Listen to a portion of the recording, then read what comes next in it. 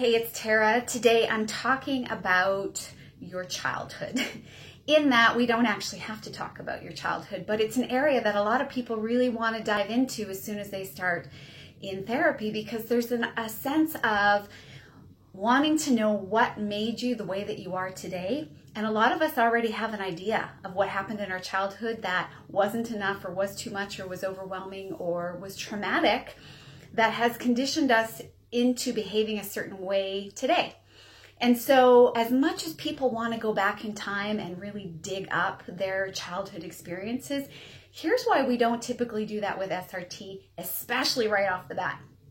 If we do work with childhood trauma, we work with it in a very specific way, but it's way further down the line after we've already done a lot of regulating of the nervous system first. So we start in this moment with where you are now and we work our way back. We don't go in and dig up your childhood like a gold digging expedition for a few reasons. One of the reasons is your recollection of what happened to you as a child is impacted by two things, more than two things, but two very specific things. The first thing is you don't have a fully formed, developed brain at that point. Your brain is still growing, and your personality is still developing, and your perspective is still developing. So those things mean that whatever happened at whatever age, you only are getting a view of it from the lens of the time that you received it into. So from the lens of a 6-year-old, from the lens of a 14-year-old, from that developmental age, there's a limitation there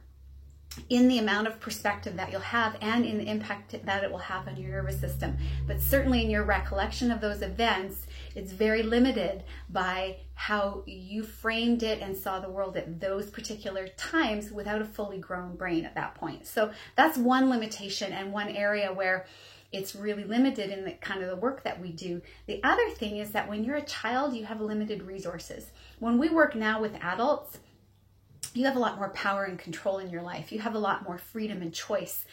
As a kid, you don't have a lot of resources. You are limited by the context of your surroundings, your environment, your family, and you don't have a lot of power. So it's a very vulnerable time to go back into time as an adult with recollection and trying to put those pieces together, especially because we can't actually alter those experiences. But we can work with childhood and developmental ruptures using SRT in this moment, and we do it concurrently, and we do it actually throughout the entire course of therapy. We're always looking at where we can see that there were developmental ruptures, because let's face it, nobody had a perfect childhood. Nobody had a perfect childhood. And I often say that how we are as adults is based on the fact of how we chose to survive our childhood. We all have just chosen different coping mechanisms to survive our childhood and put in place things that we didn't have and fill in the gaps. We can do that much better in therapy when you have an attuned nervous system to sit across from you and do that work with you. And the right brain to right brain activity is way more effective than trying to go back and search through memories and talk about it. Talk therapy for childhood experiences is really overwhelming, often very flooding. Often you're reliving trauma and the worst times of your life where you had no power and control and were truly helpless. That's not helpful in helping your nervous system regulate and gain resilience to have a stronger, more empowered, confident future.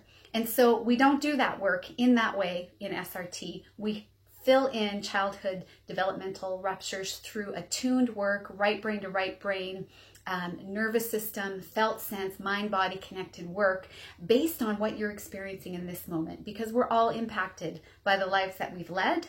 So what's more important is focusing on how to build resource and resilience from where you are now to move you forward, and less effective to go back in time where you're so disempowered and where you're helpless, and filling in those resources is a lot harder. So we work with it in a different way with SRT, but you don't have to go back into your childhood. You don't have to relive your childhood to be able to heal from it and move forward into a full healthy adult life with the science that we use to help grow your brain and your brain habits in a stronger, more resilient direction.